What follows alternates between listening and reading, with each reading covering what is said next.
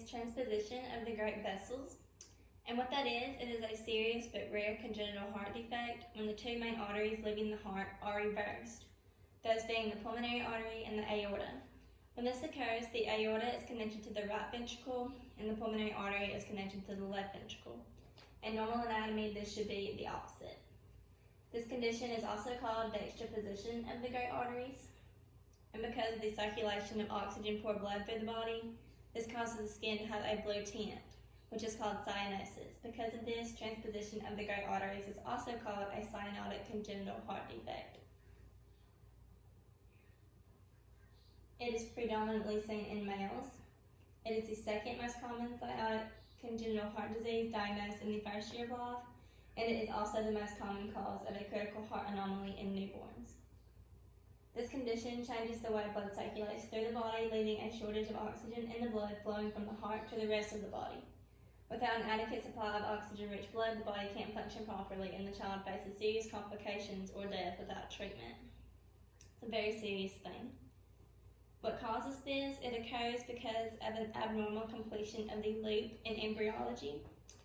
And what this is referring to is that in normal anatomy, the great vessels originate as a common truncus and undergo rotation and spiraling. If this development is interrupted, the great arteries do not completely spiral, and as a result, transposition or reversal occurs.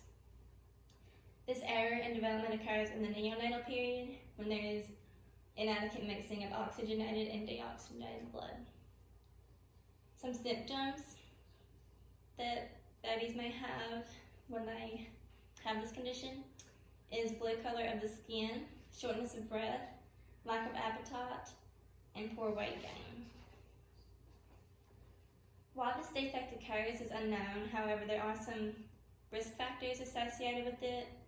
Some of those are of course genetics, rubella or other viral illnesses during pregnancy, maternal age over 40, and maternal diabetes.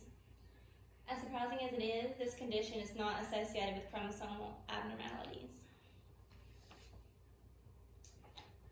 Transposition of the great arteries is usually detected either prenatally or within the first hours to weeks of life.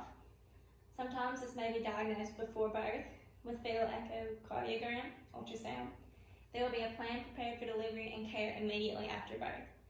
And infants may not have visible symptoms for weeks or even months, so this is a very difficult condition to diagnose by visual symptoms. But some tests that may help diagnose this condition include echocardiogram, electrocardiogram, chest x-ray, pulse oximetry, cardiac catheterization, and cardiac MRI. Recent studies have reported that only 23% of cases with this cardiac anomaly are detected antenatally. Some options for treatment. Approximately 1/3 of newborns with TGA have extremely low oxygen levels that can harm their bodies and will require an urgent intervention. So a very great percentage of them will require treatment. There are 2 surgeries that are used to treat this, one of them being balloon atrial septostomy. That takes place within hours after birth, and they create or enlarge a hole between the upper chambers of the heart to allow oxygenated and deoxygenated blood to mix. This was developed at Children's Hospital of Philadelphia in the 1960s. Another and more common operation that they do is arterial switch operation. This is performed within a few days after birth, and surgeons reconstruct the heart so that the aorta is attached to the left ventricle and the pulmonary artery is attached to the right ventricle correctly. Time is very important with these procedures because they are very critical. Of course, the baby's heart is the size of a strawberry, so they have to be very careful when performing this. All children with this condition will require open heart surgery to treat the defect. Eventually, without repair, the overwhelming majority of patients with TGA will not survive their first year. Most all children that were born with TGA are treated with surgical repair, therefore we do not know the long life effects for those not treated. However, those that have had one of the operations to treat this will likely go on to live healthy and productive lives. Significant limitations such as playing sports or being heavily active are uncommon. However, these patients will require follow-up monitoring and care by a cardiologist. for the rest of their lives. Sonographic appearance. The parasternal short axis view is the key view to image the great arteries in their normal relationship. The RVOT, pulmonary artery, and bifurcation should be seen anterior and to the left of the aorta in this view. The aorta should be posterior to the right ventricle. This view can be achieved by adjusting the transducer beam towards the right shoulder of the fetus while viewing the four-chamber heart. However, when transposition is present, this relationship is not able to be demonstrated. It is impossible because the aorta would be the anterior vessel. Sometimes the double circle of these arteries can be seen in this view. Antenatal diagnosis of this anomaly essentially depends on demonstration of parallel outflow tracts or absent crisscrossing of the great arteries. As we know, with the little OB that we did get to see, the ventricular outflow tracts should crisscross and they should not be parallel. On the upper left-hand image,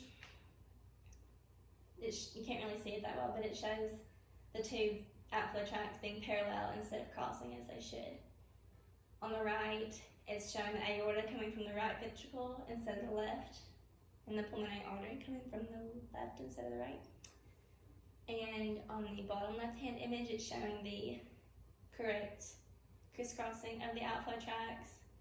On the right, it's also showing the aorta coming from the left ventricle and the pulmonary artery coming from the right ventricle, as it should. And in the middle is a schematic of a normal heart and the transposed arteries heart. Something else that is associated with this condition is called corrected transposition of the great arteries. I'm just going to mention it. This is a cardiac condition in which the right and left atrium are connected to the right and left ventricle respectively. Therefore, the great arteries are transposed. This condition is sometimes associated with situs inversus. And just a little fun fact, I have a baby cousin that was born with this condition a few years ago, and he had the arterial switch operation performed when he was 8 days old, and he is doing well, healthy, and happy now. So, thank you.